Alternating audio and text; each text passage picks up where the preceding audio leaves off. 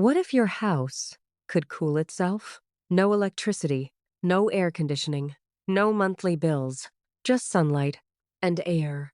It sounds impossible. I know. Because everything around you, every product, every system, every house you've ever lived in, has been designed to make it sound that way.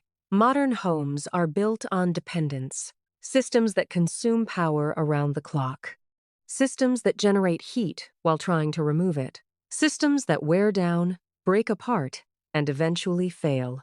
And here's what nobody tells you. The hotter the day becomes, the harder those systems work, the more energy they pull, the more money leaves your account. But what if that entire system is backwards? What if heat isn't the problem? What if it's actually the solution? The idea that shouldn't exist for thousands of years. Long before electricity was discovered, long before air conditioning existed as a concept, people were living in environments far more extreme than anything most modern cities experience today. Deserts, arid plains, regions where summer temperatures pushed past 45, sometimes 50 degrees Celsius. Places where the sun doesn't just shine, it bears down. And yet, their homes remained livable, not through machines, not through power grids, not through refrigerants and compressors and monthly maintenance contracts, but through design, through deep, careful, patient understanding of how the natural world actually works. They didn't fight the environment, they worked with it. They observed how heat moves through space, how air flows through corridors and chambers, how pressure shifts between zones, and then with nothing more than stone, clay, and understanding, they built structures that used those very forces to keep themselves cool. The solar chimney, one of those structures, is something now referred to as a solar chimney. And when you first see one, it's almost disappointing.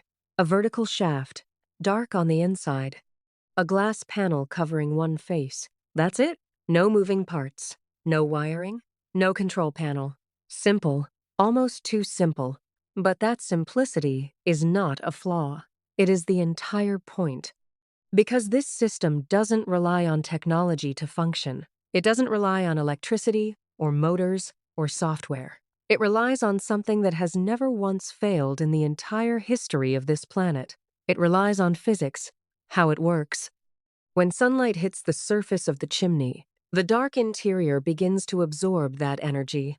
Heat builds up inside the shaft, slowly at first, then steadily. The air within the column warms up, and as it warms, it expands. It becomes lighter than the air around it.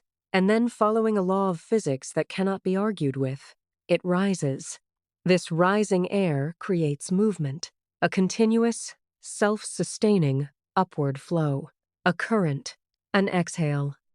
And as that warm air leaves the structure at the top, something critical begins to happen at the bottom. Pressure drops. A low-pressure zone forms inside the building, a nature which tolerates many things but never tolerates imbalance for long. Corrects it. Cooler air is pulled inward, drawn in from shaded exterior walls, drawn in from lower openings near the ground, drawn in from underground channels where the earth itself holds a lower temperature. Wherever the air is cooler, it moves toward the space that needs it, and your house begins to breathe. Hot air rises, exits at the top, cool air enters from below. And the cycle continues, again and again. And again, without a switch, without a motor, without a single unit of electricity consumed. The paradox. Here's the part that stops people. The part that, once you understand it, genuinely changes how you see everything else. The hotter the sun becomes, the stronger this system performs. Think about what that means. On the worst day of summer, the day when traditional air conditioning units are working at maximum capacity, consuming the most power, straining the hardest. This system is performing at its peak. It doesn't struggle in heat. It feeds on it. It doesn't fight the sun. It uses the sun as fuel. The very thing that traditional systems are trying to overcome is the thing that makes this system stronger. Real performance. This isn't poetic language. This isn't theory. This is measured, documented, and reproducible. Peer-reviewed studies examining solar chimney performance have consistently shown that well-designed systems can reduce indoor ambient temperatures by 10 to 15 degrees Celsius without consuming energy, without mechanical components, without a single moving part that could wear down or require replacement. And temperature is only one part of the equation, because what this system does to the air inside a building may be even more significant than what it does to the heat. Air quality. Most standard air conditioning systems operate on a closed loop. They take the air inside a room, cool it, and push it back in, over and over again. The same air, recirculated continuously, which means heat builds up in the margins. Moisture accumulates inside ducts and filters. Pollutants, particulates, and allergens remain suspended in the same air you breathe all day. A solar chimney does the exact opposite. It replaces the air continuously. Fresh air is drawn in. Stale, warm, pollutant-heavy air is pushed out. Some well-designed systems achieve complete air replacement rates of up to 10 cycles per hour. Your home doesn't just cool itself. It cleans itself, refreshes itself, breathes. Ancient systems. In ancient Persia, these principles were understood so well that entire architectural traditions were built around them. Structures known as wind towers or badgers rose above city rooftops. Tall, multi-faced shafts designed to capture prevailing airflows from any direction and channel them downward into living spaces. Combined with underground water channels and thermal mass design, they created cooling systems that maintained comfortable indoor environments through summers that would challenge modern infrastructure. These weren't experimental prototypes. They weren't curiosities. They were the standard. Entire cities, entire civilizations relied on them because they worked reliably, consistently, for centuries. Modern failure. Modern construction operates on different priorities. Speed, cost per square meter, ease of assembly. The result is buildings with thin walls that offer minimal thermal resistance, sealed environments that can't regulate themselves, materials chosen for affordability over performance.